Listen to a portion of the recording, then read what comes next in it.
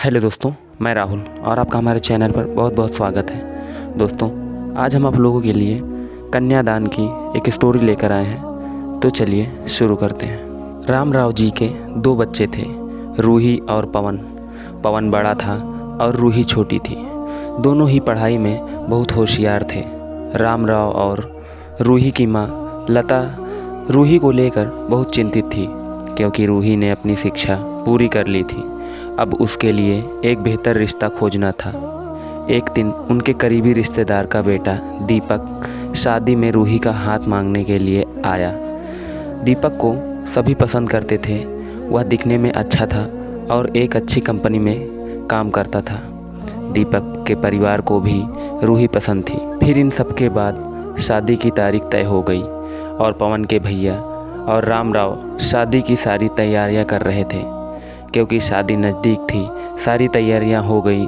शादी का दिन भी आ गया। पवन रूही का हाथ पकड़कर मंडप में ले जाने लगा। रूही सुंदर गुड़िया सी दिख रही थी। सुंदर नाक, आँखें, रंग गोरा और लंबी लंबी चोटी। रूही देखने में बेहद खूबसूरत थी।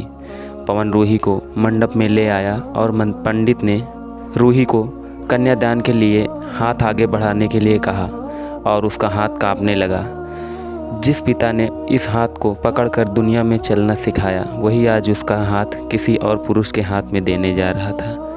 अपनी उस बेटी के बिना अपना बाकी जीवन बिताना, ये विचार ही उनके लिए काफ़ी कष्टदायक था। तभी पिता ने उसका हाथ पकड़ लिया और उसके होने वाले पति ने नीचे से उसके हाथ को सहारा दिया। कन्यादान की रस्म शुरू हुई। हाथों से पानी की एक एक बूंद गिरने के साथ पिता की आंखों से भी बूंद बूंद आंसू गिर रहे थे। अपने कलेजे का टुकड़ा दान करते समय क्या अवस्था होती है, तब वह राम राव ने जाना। वह रस्म खत्म हुई। पंडित जी ने लता और राम राव के हाथ में दियों से भरा पर्दा दिया। उनके सामने बेटी और उसका पूरा ससुराल परिवार बैठा था और पंडित जी ने कहा, आज से आपकी बेटी उनकी हो गई। उनसे कहो कि उसका अच्छे से ध्यान रखें। लता अपने मायके वालों के लिए एकदम पराई हो गई। उसकी आंखों में आंसू भर आए। रूही को 2 दिन की ट्रिप पर भी भेजना माँ के लिए कितना मुश्किल होता था, और अब उसको हमेशा के लिए दूसरे के घर भेज दिया जाए और उसके अपने ही घर का मेहमान बना दिया जाए। यह बात अब माँ को समझ आ रही थी। उस रस्म के बाद दूल्हा गेट पर आ गया। पंडित जी ने आवाज़ दी, लड़की की मामा लड़की को लेकर आओ। उस मामा का हाथ पकड़कर वह उस अंतरपाठ पर जा रही थी।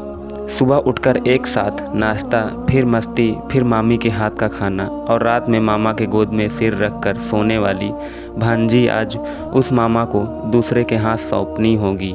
यह सोचकर उसने अपने हाथ कस लिया और मंगलाष्टक प्रारंभ हो गए। भाई दूज के दिन बिना कुछ मांगे मिलने वाला गिफ्ट, एक साथ फोड़े हुए पटाखे, टीवी कौन देखेगा, इस पर झगड़ा और दादाजी गुजर जाने के बाद उन दोनों का गले लग कर रोना। दोनों भाई बहन आज एक दूसरे को देख रहे थे। उतनी ही देर में मंगलाष्टक समाप्त हो गया। मंगलाष्टक समाप्त हो जाने के बाद रूही अपने आगे आने वाले नए जीवन को लेकर उत्साहित हो गई। रूही ने वरमाला पहनाई और अपने पति दीपक के पास खड़ी हो गई। रूही के सामने बहुत सारे लोग खड़े थे। कुछ आशीर्वाद दे रहे थे और कुछ पास होकर स्तुति कर रहे थे। फ़ोटो के लिए उसकी सहेलियां आई। एक ने उसका हाथ पकड़ा, दूसरी ने उसका पल्लू अटका हुआ निकाला, तीसरी ने उसके आंसू पोंछे। हम घर रहने के लिए आ रहे हैं, आंटी को बोलना खाना खाने के लिए आएंगे। उसे उस एक कमरे की आवाज़, एक दूसरे के अधिकार और वह दिन याद आ गए जब वे एक साथ रहती थी। अचानक पति दीपक ने कहा कि तुम चारों की तस्वीर लो।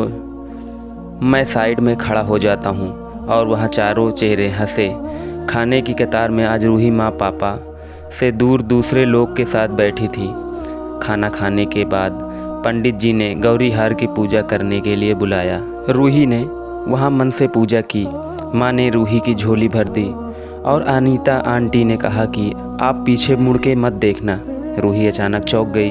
वह आगे बढ़ने लगी। इतने सालों से बच्चे की तरह पाले हुए उस चाचा का बांध टूट गया। स्कूल से घर वापस आने में देर हो जाने पर अस्वस्थ होने वाले वह चाचा, जिस जन्मदिन पर 5-6 फ्रॉक उसके आगर ला कर रखने वाले चाचा जी, मैं नहीं आने वाली आज घर में, चाची के पास रहूँगी कहकर सोने वाली वह आज हमेशा के लिए दूर चली जाएगी। रूही के दूसरे माँ पापा के रूप में चाचा चाची को भी यह बात सही नहीं हो रही थी। उसकी पहचान आज बदल चुकी थी। हाथों की वह हरी चूड़ियाँ, पाँव में बिछियाँ और गले में मंगलसूत्र नए जीवन की राह दिखा रहे थे। सास का हाथ पकड़कर रूही उस फूलों से सजी गाड़ी में दीपक के साथ बैठी। उस गाड़ी में खुशी थी और उस गाड़ी के बाहर खड़े सभी लोग आंखों में आंसू लिए उसे अलविदा कर रहे थे। रूही बोली, मम्मी पापा आती हूँ मैं। दोस्तों, बहुत मुश्किल होता है अपना कलेजा, अपना दिल अपने ही हाथों से बाहर निकालकर पराये हाथों में सौंपना, और वह अपने कलेजे को, अपने दिल को खुद के दिल से लगा कर रखेगा। फिर भी हर माता पिता इस मुश्किल काम का सपना देखते हैं, लड़की के जन्म के बाद से ही।